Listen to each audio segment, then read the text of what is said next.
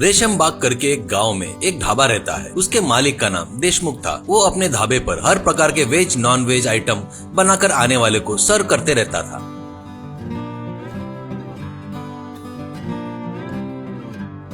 वहाँ पर head cook को खुद ही कौन सा आइटम कैसे बनाना करके खुद वहाँ पर खड़ा रहकर उनको बताते रहता था। देशमुख का लड़का पंकज कोई काम धंधा ना करते हुए खाली पीली घूमते रहता था। दोस्तों के साथ शराब पीना, ताश खेलने के सिवा कोई काम नहीं करता था। माँ बाप कितना समझाए तो भी उसे कोई फर्क नहीं पड़ता था। जब देखो तब ढाबे पर आकर पिताजी के पास से पैसे जबरदस्ती मांग कर ले जाता था। उन पैसे से वो आराम से शराब पीकर ताश खेलता था। देशमुख की उम्र बढ़ते रहने से ढाबे पर ज्यादा देर काम नहीं कर पाने से उसे बहुत तकलीफ झेलना पड़ रहा था। पैर दर्द, कमर दर्द से परेशान हो रहा था। एक दिन ढाबे पर पंकज आता है। देशमुख उसे देखकर, हाँ कितना चाहिए बेटा, तू पैसे के लिए ही आया है ना, बता कितना चाहिए।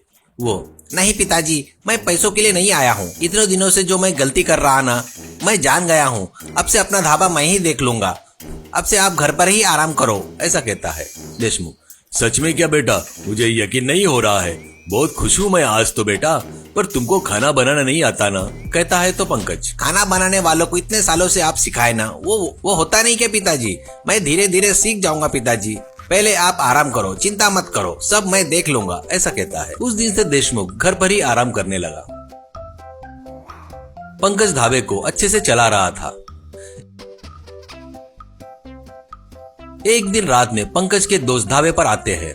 पंकज, अरे अब अपन अपना प्लान शुरू करने का समय आ गया है, काम शुरू करेंगे क्या, कहता है। वो लोग ठीक है करके सब लोग मिलकर ढाबे के नीचे एक बड़ा गड्ढा खोदते हैं। वैसे वो लोग ढाबे के नीचे एक अंडरग्राउंड स्विमिंग पूल बनाते हैं। उसमें जाने के लिए जमीन पर एक दरवाजा बनाकर वो किसी को न दिखे वैसा उस पर खटिया रखते हैं।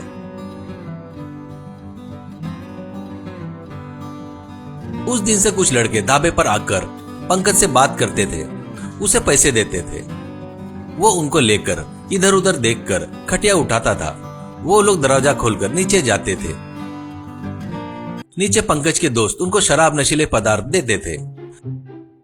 वैसे वो लड़के तैरते हुए, शराब पीते हुए, नशीली दवाइयां भी पीते थे। पंकज के दोस्त लोग गांव के लड़कों को रहस्यमय स्विमिंग पूल के बारे में बताकर उनका प्रचार करते हैं। कॉलेज के पास लड़कों को भी उनके बारे में बताते हैं।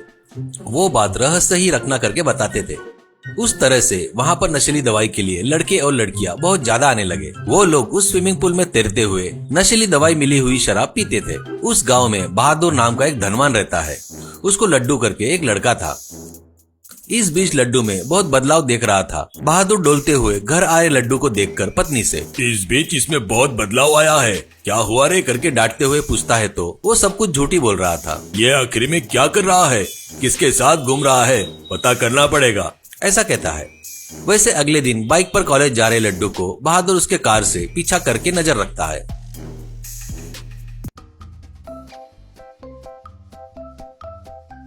कार कॉलेज के सामने रखकर जो चल रहा था वो देख रहा था। क्लास में 1 घंटा होने के बाद लड्डू जल्दी जल्दी बाहर आकर बाइक से कहीं जाता है।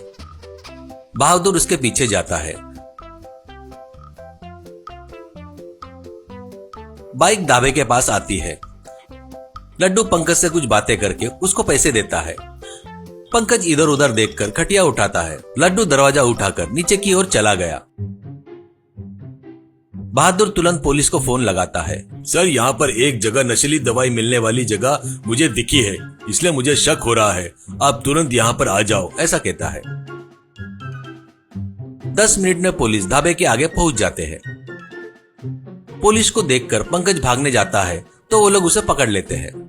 बहादुर खटिया उठाकर पुलिस को दरवाजा दिखाता है। वैसे सब लोग मिलकर नीचे आते हैं। वहां पर नशे में झूम रहे लड़के लड़कियां पुलिस को देखकर घबरा जाते हैं। पुलिस पंकज और उसके दोस्तों को पकड़कर जमकर धुलाई करते हैं। एसआई, आप लोग देश के भविष्य हो और आप लोग ऐसे नशीली दवाई की जाल में फंस रहे हो, ये बहुत दुख होने वाली बात है, ऐसा कहता है। लड़की लड़कियों से, तुम लोग पर केस किए तो तुम्हारी जिंदगी खराब हो जाएगी, तुम्हारी पढ़ाई भी यहाँ से खत्म हो जाएगी समझो, इसलिए अभी छोड़ रहा हूँ, दोबारा ऐसे काम मत करो, ऐसा कहता है। इससे वो सब लोग उसे हाथ जोड़कर नमस्कार करते हैं। वैसे पंकज और उसके दोस्त जेल में सजा काटते हैं। वहाँ पर उनमें बहुत परिवर्तन आता है। जेल से बाहर आकर पंकज वापस फिर से ईमानदारी से सच्चाई से ढाबा चलाते हुए जी रहा था।